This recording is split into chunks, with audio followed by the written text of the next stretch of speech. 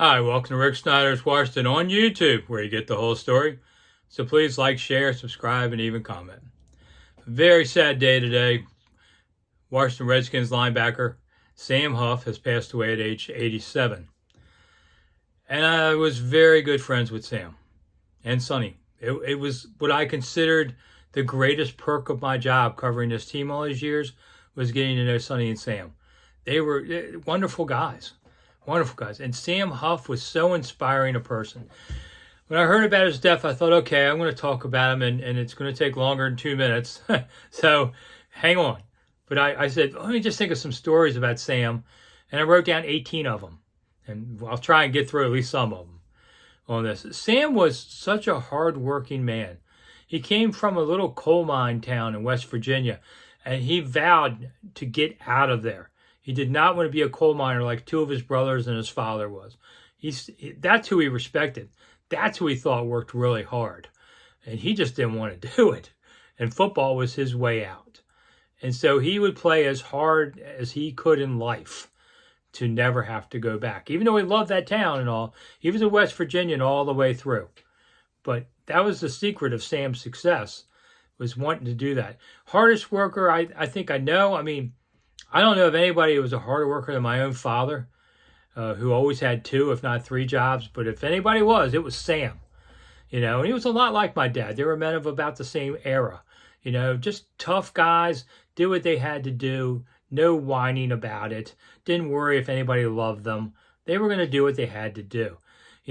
When Lombardi came to coach the Redskins in 1969, Sam had retired. He didn't play in 68, but he loves Lombardi so much. He came out of retirement for that year so he could play for Lombardi. And Sam's greatest joke he always loved to do was say, that was the year Sonny was in shape. And he'd laugh, and Sonny would give him a look and go, Sonny hated that one. Yeah, because Sonny drank a little beer and was a couple pounds over. And Sam loved to rib him about that. But those two were great pals too. But he just admired Lombardi so much that he came out and did it. Sonny, Sam, and Frank, Herzog, the great broadcasting team that nobody will ever match. They were good friends, and they had different sides of the ball and angles that they would do, but man, they were a close bunch. And if you ever had a chance to be in the hotel on a road game early in the morning, Sam would be there, and Sonny, and other guys, old guys in the Redskins, Bubba Tyre, D-Boy. Those guys, they would be there and talk stories about the NFL that you guys would pay $100 to come listen to. And I was lucky enough to get to be part of that at times on the road. For some reason, Sam and Sonny liked me, so they took a punk kid along and taught him a lot about football. But it was great being in those hotel lobbies and them telling those stories. A story with Riggo, Sonny would watch one day after practice. Riggo confronts Sonny, and they're in the parking lot. He confronts Sam, I'm sorry.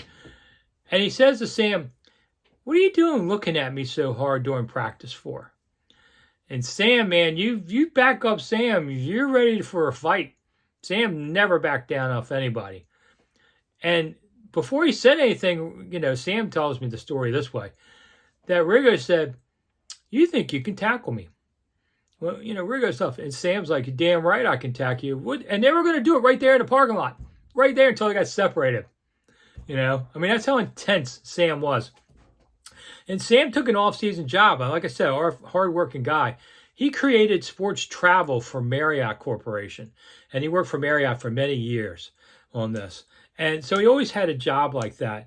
So he could, do so many things and all. I'll talk about him. But, he just never backed down. And Sam told me that when he first got into business, he had to learn to take the intensity down a notch dealing with coworkers because he was too much for them. He was intimidating them.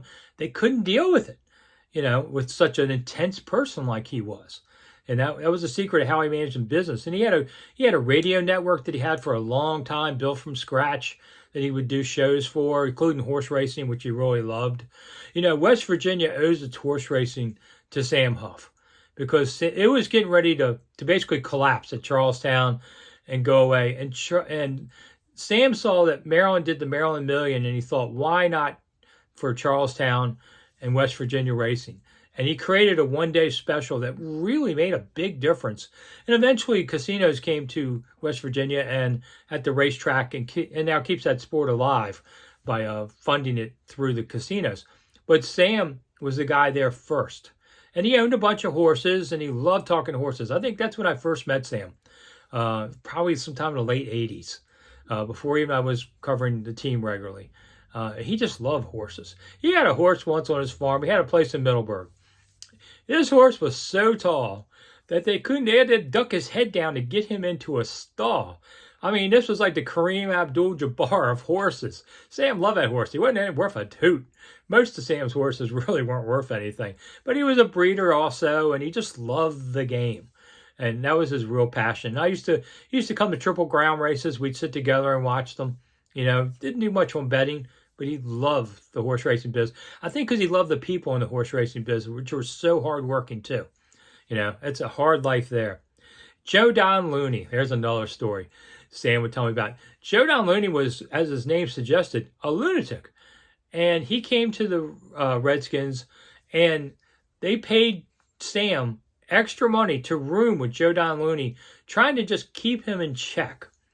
But Sam told me it just wasn't worth it. The guy would be up all night howling at the moon, basically. And one day, Joe Don Looney cheap-shotted Sam on the field.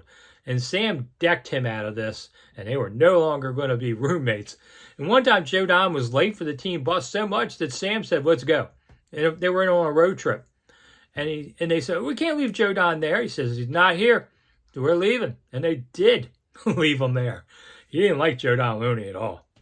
And guys like, just modern players that didn't know who he was, or what really just got him was when they wouldn't know who other famous old players were. He just saw this disrespect on that. And the younger players that didn't know who Sam was or whatever, it's like, what are you, crazy? This is one of the immortals of the game, on there. No, just some of this is kind of random as I would think about it. But there was a time in Frostburg at training camp, I'm walking back to the dorm after lunch, in between practices, and I see Sam laying down on the ground. And I think, oh my God, Sam's like had a heart attack or something. I run over and I go, Sam, are you okay? And he opens his eyes and he goes, yeah, I'm fine. I said, what are you doing laying on the ground? He goes, I didn't have anywhere else to go. I wanted to take a nap. They're laying there on the dirt. So I said, come on in my dorm. I got an extra bed. Don't be laying out here on the grass. A very unassuming guy like that. On all of it. Fights, he was a great player on there. And I got to tell you, as much as he loved Washington, and he did love this team, he loved New York more, playing for the Giants. They went to 6 title games in 8 years, only won one of them. But he just loved New York. I'm pretty sure he shared a locker with Mickey Mantle. They didn't play more or less at the same time, but he had the same locker as Mantle. And when he got traded away, it broke his heart. 1964. I mean, he was glad to come here, but he didn't want to leave New York. And he really was mad at Allie Sherman in New York because he had heard a rumor he was going to be traded. He goes to Allie Sherman and says, what's up with this? And Allie's, according to Sam, Allie says, there's nothing to it, man. Go eat lunch. Don't worry about it. Sam's eating lunch. People come up to him. Sam, you've been traded. He goes, no, I just talked to Allie Sherman. I'm fine. He goes back from lunch to Giants, and Allie Sherman says to him, hey, man, you've been traded. Oh, man. Sam never, ever forgave Allie Sherman for that. Matter of fact, one of the last conversations I had with Sam a few years ago was about Allie Sherman and how much he hated him. Man, that was a rough one. But he just loved New York. He was a great player there. Sam was one of the great defensive players of our time. Middle linebacker. It was, awesome to watch him play. And, he was just the toughest dude on the field. Now, about 10 years ago, we could see that there was a problem. And he was having memory problems. And one day he told me, he's leaving Redskin Park. And he can't remember how to drive home. He's lost. He ended up calling somebody to get him back home. And, it took a couple years before it really got to a point that he had to leave the booth. He didn't really want to, but they just felt like, it was getting a little bit too obvious. And so he spent the last years of his life in Middleburg and had a very quiet life. And his partner for 30 years or so, Carol Holden, wonderful lady. Carol, if you see this, I'm so sorry for you. But she took care of Sam. And he would come to his office every day. I saw him there a few years ago. And kind of, call people and talk. He'd have lunch at the same restaurant in Middleburg. And everybody, took care of Sam. And I never talked about this. I was asked times on radio about Sam. And I thought, I respect the man too much to try and benefit off of his problems. I don't want to talk about his problems, And I think he deserved that kind of anonymity. And I was pretty mad when other people started doing something about it. I thought, have some respect for the man. So at this point, Sam lasted about 10 years with dementia. I can say it now because he's gone. And it was not easy, and most people would have never lasted more than a couple years, I think. But he was in such great shape. I mean, last time I shook Sam's hand, he damn near broke it. That's just who he was. He was in great shape like that. He took pride in it. So I'm going to miss Sam, and I'm only happy for him that his suffering is over, and hopefully the gardens of heaven are waking him up now. So Sam, good luck out there. I'll see you again another day. I'm Rick Snider for Rick Snider's Washington. Thanks for coming.